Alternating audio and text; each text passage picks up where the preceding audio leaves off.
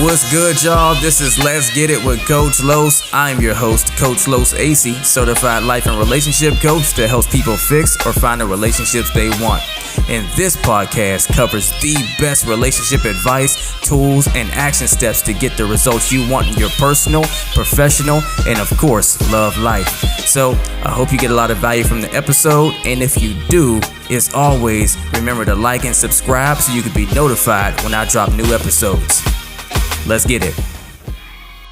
Let me give you guys some really great relationship advice that most people will never tell you or don't even know to tell you or can't explain or don't break down for you. I want to do this because I feel like a lot of people do themselves a disservice when it comes to getting in relationships as to what they come in expecting or what they believe the experience is going to be like versus what it actually is whenever it's healthy versus toxic and all those things. And I don't want you to derail yourself or self-sabotage your situation trying to produce something that may not be realistic, or I hate to use realistic, I'd more so say sustainable. First thing people never tell you is you got to learn to fight fair, right? See, people are always trying to act like arguments and disagreements are never going to happen in a relationship, or like they're never supposed to. And where, yes, you shouldn't be actually arguing. You should be debating at best, right? And you shouldn't be really fighting, right? You should be conversing through things, but emotions get elevated. There's going to be times where someone's going to blow up. Someone's going to be, at their pushing point, right? Where that button gets pushed and they lash out some or whatever. Not in a really toxic way. That should not be acceptable. But people are going to have their moments of emotional heightenedness, if you will, if that's even a word. So disagreements are inevitable. Can't avoid those. But how you handle them is everything to making or breaking your relationship. So always and only focus on how to resolve the issue, never how to win the argument. I stress this because it so easily becomes winning the battle instead of trying to resolve the issue that started the war. It begins with you talking about whatever the issue is. It begins with you trying to get your partner to see your point and your perspective, but then it starts to turn into just whatever you need to say for them to back down and for you to be right. So you don't lose any ground. You don't lose any power in the situation. You don't feel like you're being controlled or being overrun, right? So your ego can be fed, but your relationship is being starved. So whenever emotions are at their highest, I want you to always ask yourself, is what I'm saying or how I'm approaching this or how I'm responding to this in a way that helps us towards our resolution, towards our goal of peace and unity? Or is it more so to feed my ego towards me feeling right? Because you can either win the argument or win your relationship. A second thing people don't really promote often is you have to keep some independence between you and your partner. Everyone always talks about how to be so head over heels in love and do things together and bring the romance back in the equation. And even I make videos on that, right? Because you should and you need to have that. It's the spark and the glue of your romantic relationship. But every bit as important as it is to be unified in that regard, also is to be an autonomous individual. We so quickly forget the reason why we fell in love with that person we're with and we wanted to be with them is because of the individual we met and who we fell in love with. If you spend too much time always being conjoined with your partner at the hip and you're never doing things that let you still be the individual that you were, that your partner fell in love with, then you cease to stop being that person. You start becoming a byproduct of who you are with them and losing a sense of who you are without them. And our identity, who we are outside of our partner, is everything, because that's how you self-identify as a person when you look at yourself in the mirror, right? That's how you don't get off track of the self-care things you need to be doing for yourself, the self-love, the things to take care of your dreams and your goals and aspirations, to be that vibrant, happy, fulfilled person that your partner wants to have in their life. When you get too far away from those things and you become too heavily integrated with your partner, then now literally the spark that makes you at your best is not being fed. And in short, you guys just need space to miss each other. Be independent, have your own schedule still, so you give yourself time away from each other so you can actually build up that absence to remember and really help you be grateful for your partner. See, when you're always around each other, it's easy to start seeing all the quirks and the things that, annoys you about your partner, but it's very easily to forget about all the awesome things that you appreciate them for, right? So sometimes the gift of their absence helps in you starting to refocus and always stay in a space of appreciation and gratitude for them versus taking them for granted. And piggybacking off of not taking your partner for granted, something that doesn't nearly get talked about enough is you have to do a way better job of listening more than you talk in your relationship, right?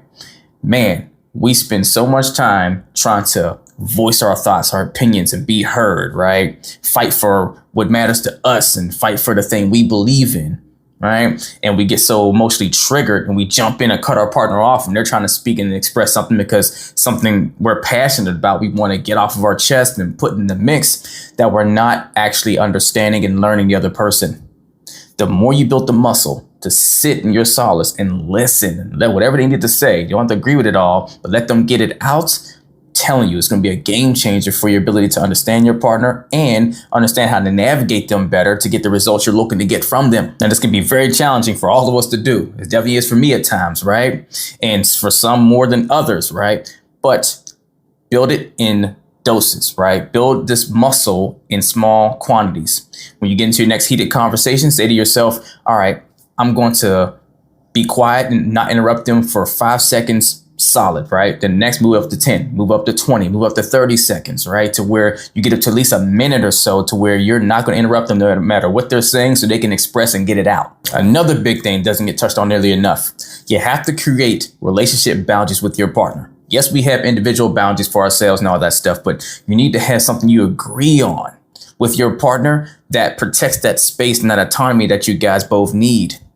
Right? You have to do that so that you guys can both honor and make sure that you're not overstepping a line or barriers that your partner needs to be that healthy, full, vibrant person they want to be for you.